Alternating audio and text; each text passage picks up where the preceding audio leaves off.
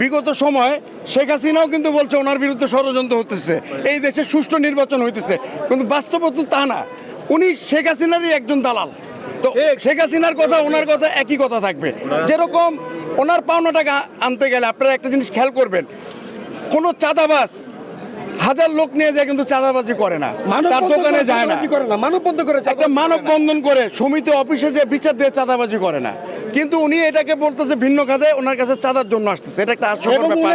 আশপাশে মার্কেটে কেউ ওনার সাথে নাই। এমনকি ওনার সাথে কেউ যে আসতে চাচ্ছে না। পাওনাদাররা টাকার জন্য গেছে তার লিগেল ডকুমেন্টস নিয়ে কাগজপত্র নিয়ে গেছে, যেটা থানাও তারা শো করছে।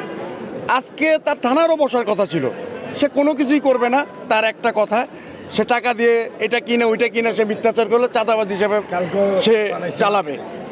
আর আমাদের সবচেয়ে বেশি কষ্টের জায়গা হলো এইটা, উনি যে ইন্ডিয়ান পার্টির সাথে যে ব্যবসাগুলো করে টাকাগুলো আটকায় দিতেছে, আমরা যারা ক্ষুদ্র ইন্ডিয়ান ব্যবসায়ী ওই পারে যে ব্যবসা করতে যাই, তখন কিন্তু এইটার ওনার এই আমাদের উপরে আসে। আমরা ব্যবসা করতে গেলে আমরা ক্ষতিগ্রস্ত হই, যে বাঙালিরা কোটি কোটি টাকা এইভাবে আমাদেরকে মাল দেয় না।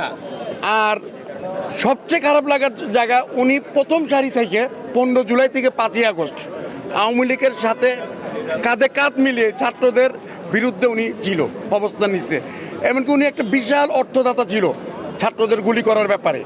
আমাদের নিউ মার্কেট এলাকায় আমার সময়টা জানা নাই, কেন আমরা আওয়ামী লীগ করি নাই, আমরা সময় জানবো না। 12 জন বসে একটা কমিটি করছিল তারা, সেইখান থেকে তারপর থেকে বর্বরতা হামলা নিউ মার্কেট সায়েন্স ল্যাবরেটরিতে করা হয়েছে, ছাত্রদের উপরে গুলি করা হয়েছে। আমরা এই খুনি ফরিদের ফাঁসি চাই। এমনকি সে যে পাওনা টাকাগুলা মানুষে আত্মসাৎ করছে, উনি সসম্মানে দরকার বলে থানায় গেলে থানায়, কোর্টে গেলে কোর্টে এই টাকাগুলো উনি দিয়ে দেখ, দিয়ে একটা সুষ্ঠু নির্বাচন সুষ্ঠুভাবে মানুষকে ব্যবসা করেন উনি পরিস্থিতি সৃষ্টি করে দেখ। আর উনি যে মিথ্যাচারটা করতেছে উনি এটার থেকে বিরত থাকুক।